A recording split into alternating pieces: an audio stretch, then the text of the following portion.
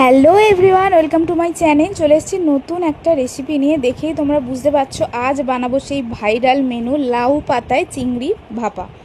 তো এটা প্রচুর ভিডিও দেখেছি, দেখে আমার খাবার মারাত্মক ইচ্ছা হলো, তাই বানিয়ে ফেললাম।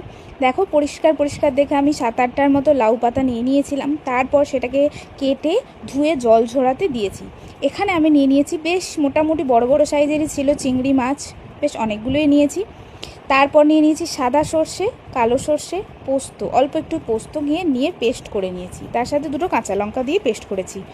করে দেখো সেইটা অল্প একটু নুন দিয়ে পাতাগুলো সমস্ত কিছু একসাথে ভালো করে হাত দিয়ে চটকে চটকে মাখিয়ে দুটো কাঁচা লঙ্কা দিয়ে ভাপিয়ে নেব সুন্দর করে। এটা 15 মিনিটের জন্য আমি ভাপিয়ে নিলাম।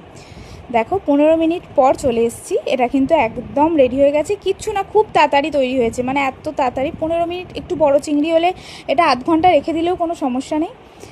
তারপর দেখো এই যে এত সুন্দর স্মেল বেরোচ্ছে, এটা খোলার পর থেকে আমি বললে তোমাদের বোঝাতে পারবো না। ওপর থেকে অল্প একটু আমি সর্ষের তেল ছড়িয়ে দিলাম, খালি জাস্ট ফ্লেভারের জন্য। এটা তেলটাই হচ্ছে মেন, মানে সর্ষের তেলের একটা আলাদাই গন্ধ। তারপর গরম গরম ভাতে আমি বলবো আর কিচ্ছু লাগবে না, শুধু এটা দিয়েই তোমাদের সমস্ত ভাত খাওয়া হয়ে যাবে। আর এই শাকটা খেতে এতটা ভালো লাগে, তার সাথে মাছ তো আছেই। একবার